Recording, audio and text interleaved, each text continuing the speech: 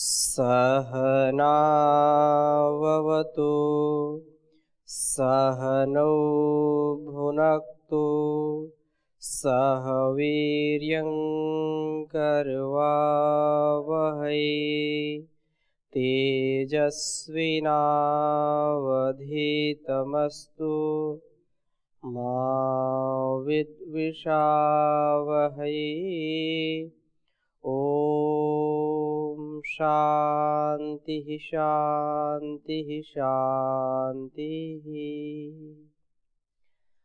वैदिक जीवन पद्धति की इस कक्षा में आप सबका हार्दिक स्वागत है, अभिनंदन है।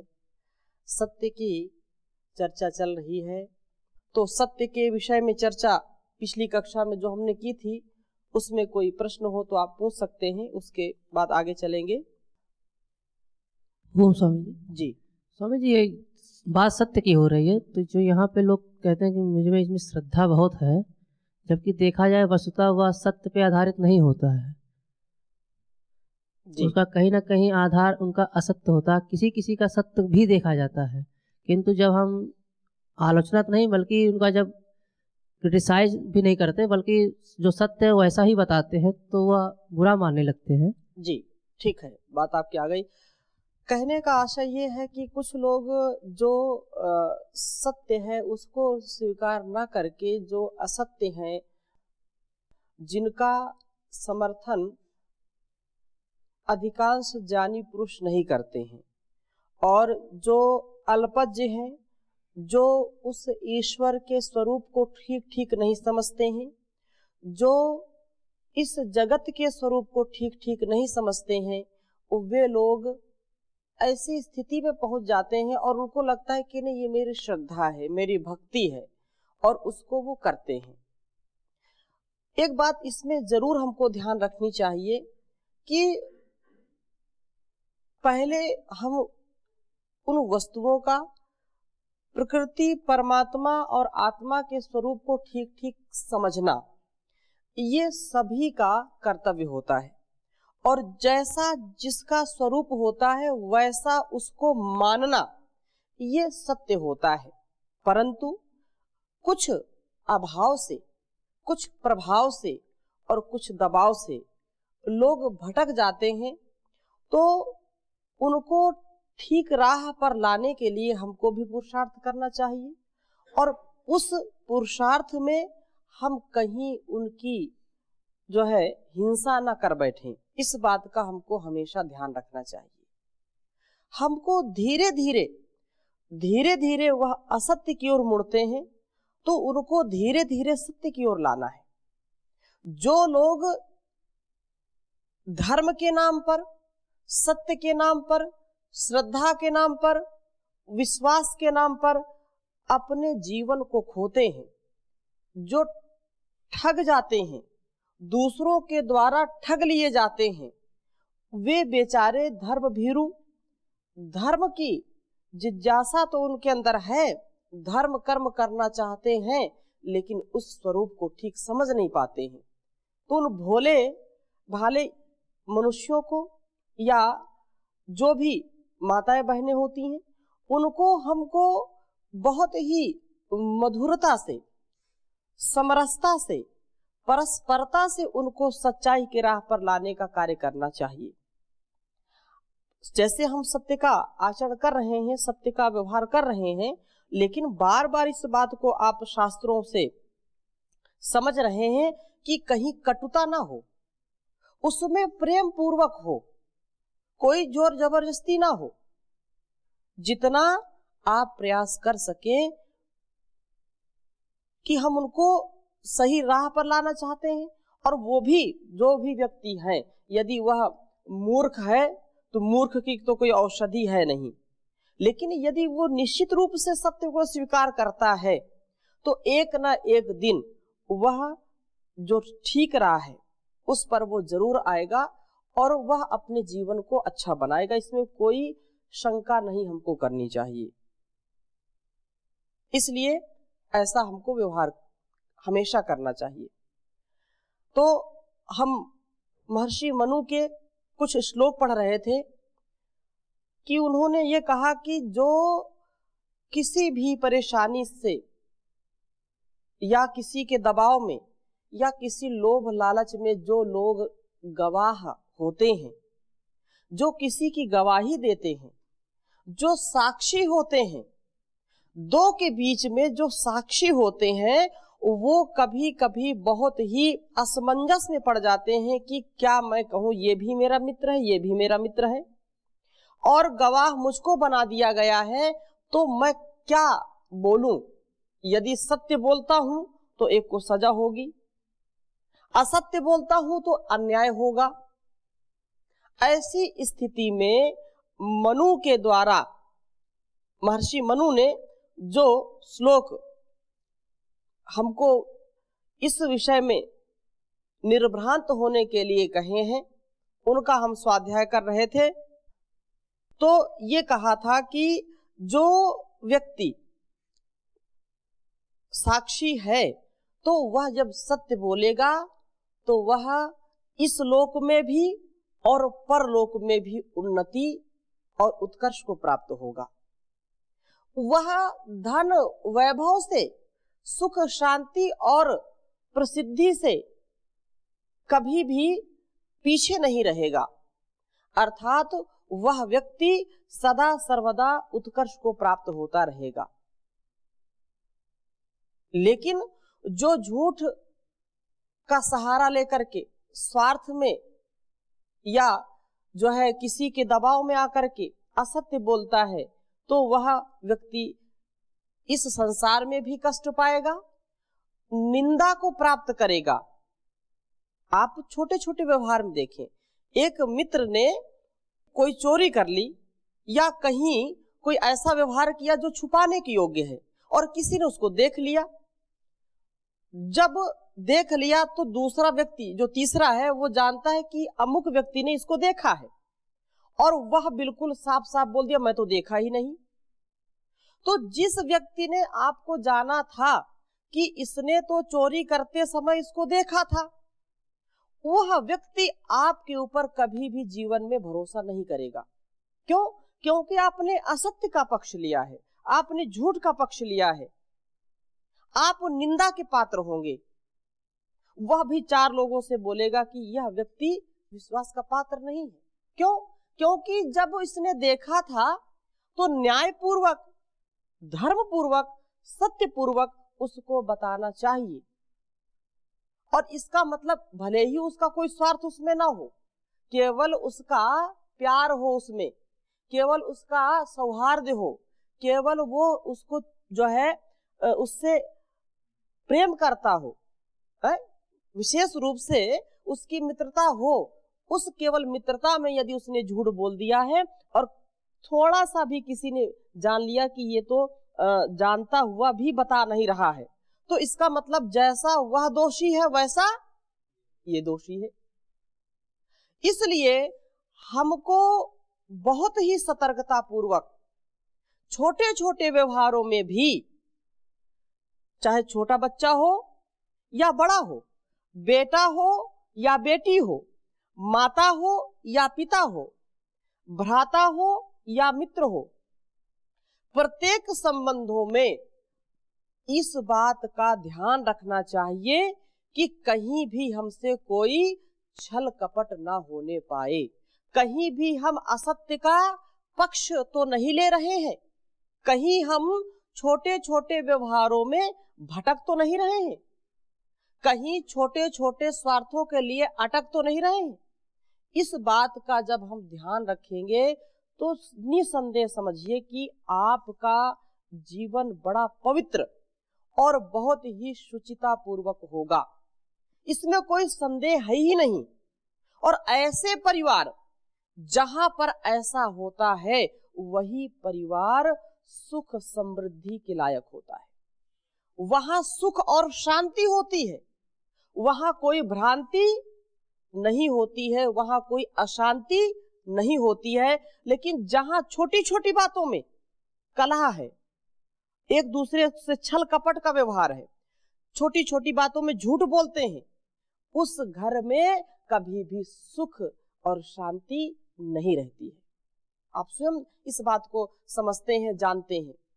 इसलिए सत्य की जो महिमा यहाँ से गाई जा रही है, नीति श्लोकों में भी इसका बहुत ही गुणगान गाया है। जैसे कहा है कि सत्य सबसे बड़ा तप है, तो सत्य से बढ़कर के कोई तप नहीं है, और वही व्यक्ति सुख और समृद्धि का अधिकारी होता है जो तपस्वी होता है, जो सत्यवादी होता है, जो अहिंसक होता है, जिसके जीवन में कोई जो है मलिनता नहीं होती, न अंदर की न बाहर की।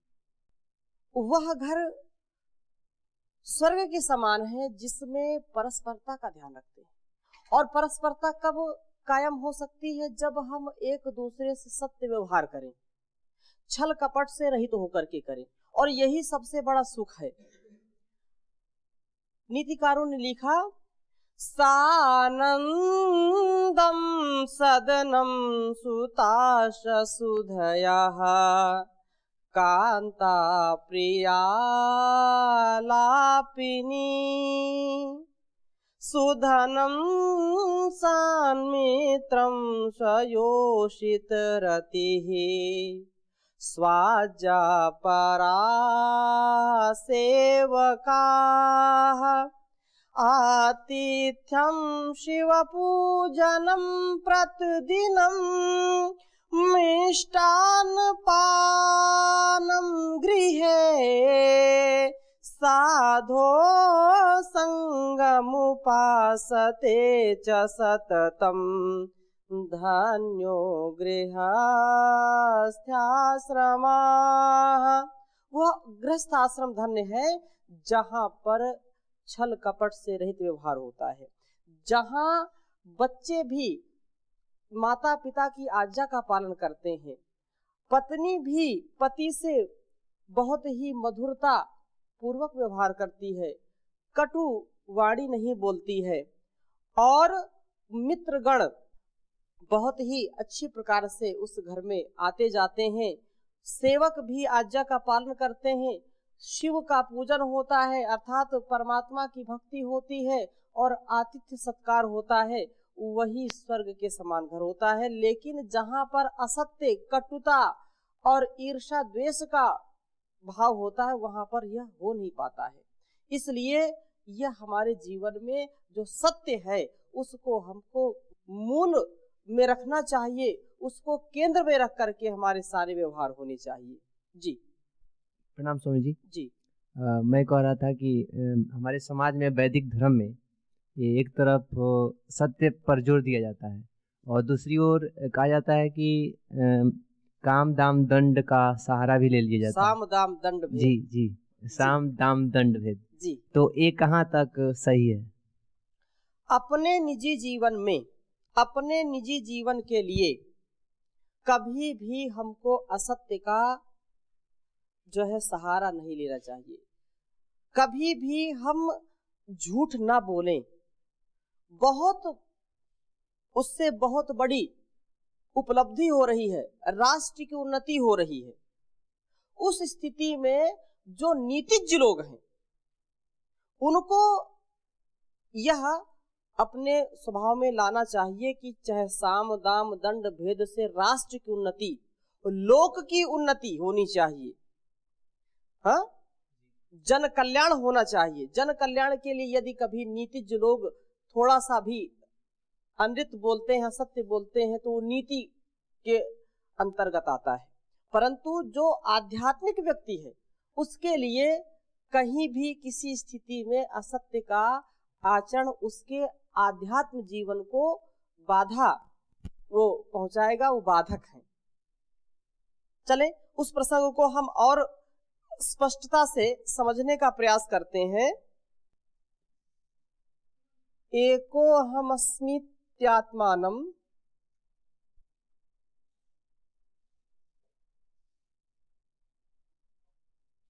एको हमस्मीत्यात्मानम् यत्त्वं कल्याण मन्यसे।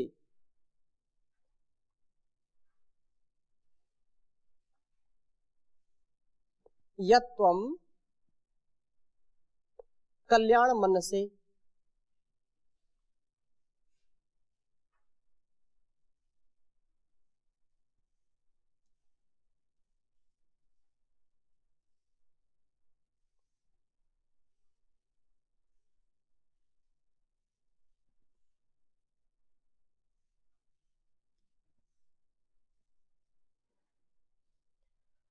नित्यं स्थितस्ते हृदयेशः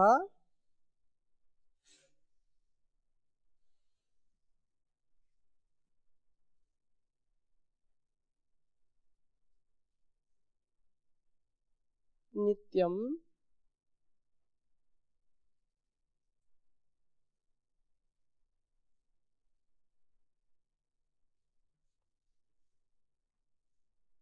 नित्यं स्थितेः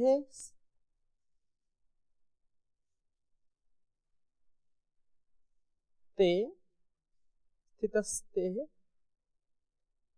हृदयेशः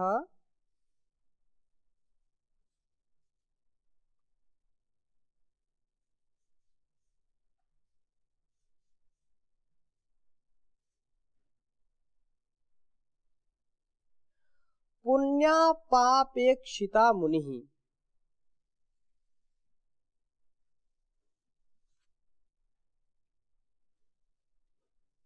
पुण्य पापेक्षिता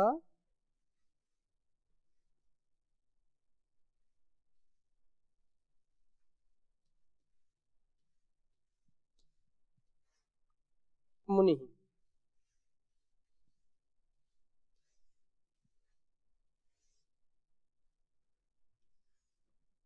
एक बार उच्चारण करेंगे। एकोऽहमस्मीत्यात्मानं यत्त्वं कल्याण मन्यसे नित्यस्थितस्ते हृदयेशः पुण्यपापेक्षिता मुनिः। कह रहे हैं कि हे कल्याण की कामना करने वाले, कल्याणम मन से, कल्याण की जो कामना करने वाले मनुष्य, अहम एका अस्मीति यत्त्वम आत्मानं मन्यसे, मैं अकेला हूं, दूसरा कोई मुझे देखने वाला नहीं है। एको अहम अस्मि इत्यात्मानम, मैं केवल अकेले हूं, मुझको कोई देखने वाला नहीं है। ऐसा जो अपने आप को समझता है यह ठीक नहीं है। यही भाव जो व्यक्ति समझता है कि मैं तो यह कार्य कोई जो अकरणीय है उसको मैंने कर लिया लेकिन कोई देखने वाला नहीं है, ऐसा यह ठीक नहीं है। ते हृदय एषः, यह हृदय आत्मा में एक अन्य परमात्मा, वह मन मंदिर में जो परमात्मा बैठा हुआ है उसका भी तो कोई अस्तित्व है। तो पुण्य पाप इक्षिता मुनि, तुम्हारे पुण्य पाप का निरीक्षण करके उसका फल देने वाला सर्वज्ञ मुनि नित्यम स्थितः, सदा अंतर्यामी रूप में विद्यमान रहता है।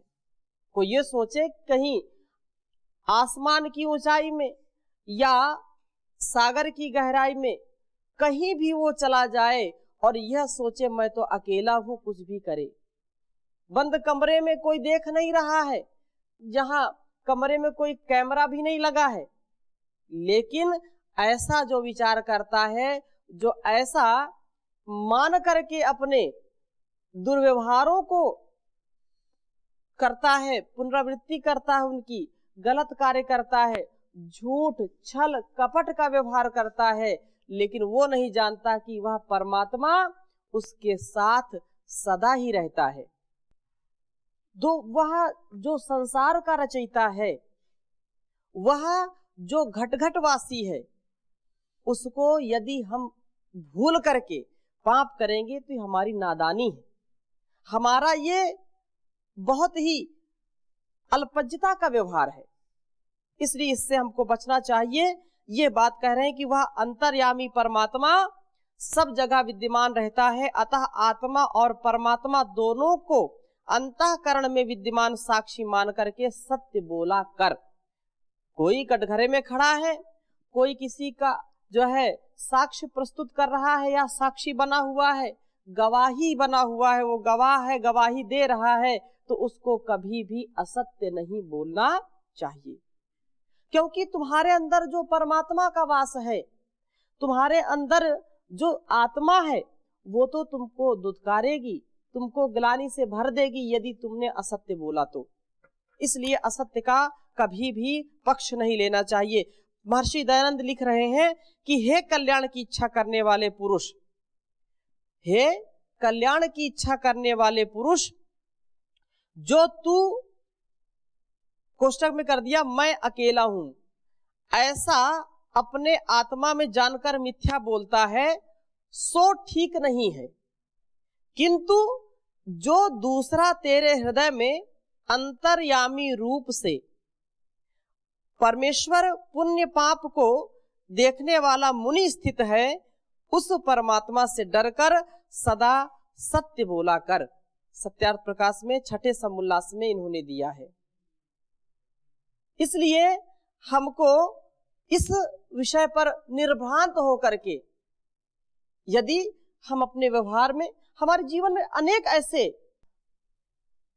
मोड़ आते हैं, अनेक ऐसे प्रसंग आते हैं जहां पर हम किसी के साक्षी बन जाते हैं और हमारे ऊपर लोग विश्वास करते हैं, तो कहते हैं कि आप यदि कह देंगे, आप यदि ठीक ठीक गवाही दे देंगे, आप यदि आपकी वाणी पर ये पूरा न्याय टिका हुआ है, फिर उस समय हमको कैसा व्यवहार करना चाहिए, इस श्लोक के माध्यम से हमको समझाया जा रहा है कि कभी भी हम ऐसा कोई व्यवहार न करें जिससे यह बात सामने आए। और इसी विषय में आगे कह रहे हैं साक्ष्य को, यस्य विद्वान ही वदतः, लिख लीजिए इसको भी,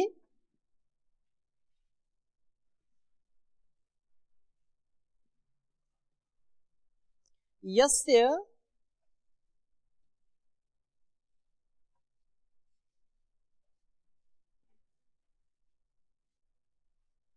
यस्य विद्वान ही वदतः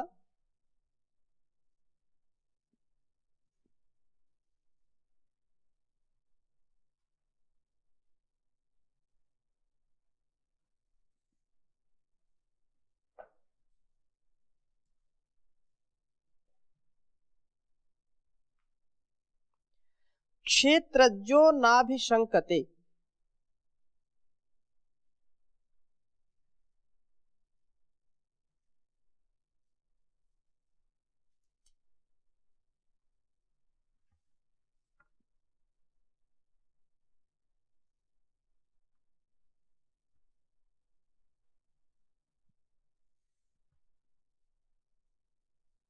क्षेत्रज्ञो नाभिशंकते।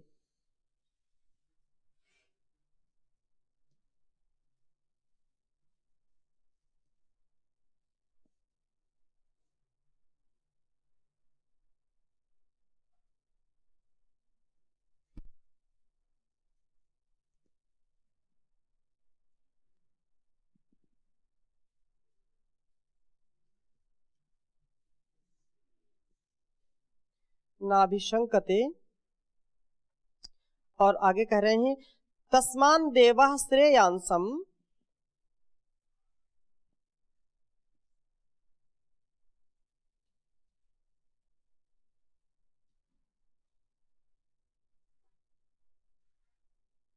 तस्मान्न देवाः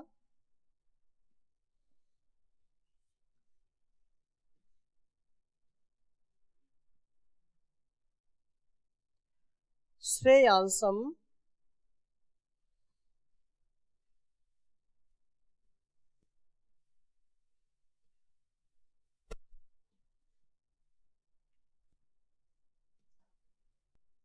लोके अयम पुरुषम विदुः।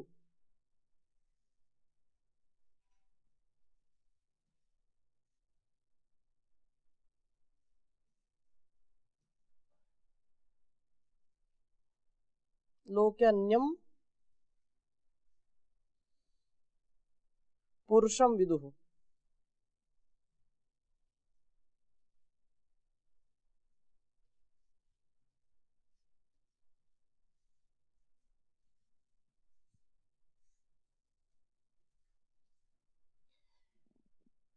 इसका एक बार उच्चारण करेंगे, यस्य विद्वान ही वदतः क्षेत्रज्ञो नाभिशंकते तस्मान्न देवः श्रेयांसम् और लोके अन्यम पुरुषम विदुः। तो ये यहाँ पर विशेष कहा कि यस्य वदतः साक्ष्य आदि में बोलते हुए जिस व्यक्ति का विद्वान क्षेत्रज्ञ अर्थात तो सत्य असत्य का स्वाभाविक रूप से जाता आत्मा ना ही अभिशंकते, कुछ भी शंका नहीं करता है, अर्थात निश्चय पूर्वक सत्य ही बोलता है। तस्मात् श्रेयांसम अन्यम पुरुषम, उससे बढ़कर श्रेष्ठ व्यक्ति किसी को अन्य को देवाह लोके न विदुः, विद्वान जन संसार में नहीं मानते हैं।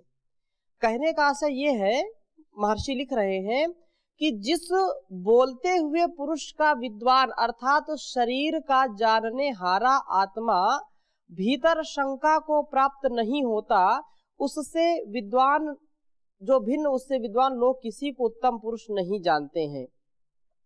जो व्यक्ति सत्य का ही आचरण करता है, जैसा उसकी आत्मा में है वैसा ही वह बोलता है, इससे भिन्न अर्थात जो ऐसा आचरण करता है, आत्मवत व्यवहार जो करता है, विद्वान लोग उससे बढ़कर के किसी अन्य पुरुष को उत्तम नहीं मानते हैं। अर्थात जो सत्य का पक्ष लेता है, जो सच्ची गवाही देता है, जो सच्चा साक्षी है, उससे बढ़कर के उत्तम व्यक्ति कोई हो नहीं सकता है। इसलिए हमारे अंदर भी यह उत्तमता आनी चाहिए। इस चर्चा को अगले भाग में हम और बढ़ाएंगे। अभी यहीं पर विराम देते हैं। ओम शांति शांति शांति।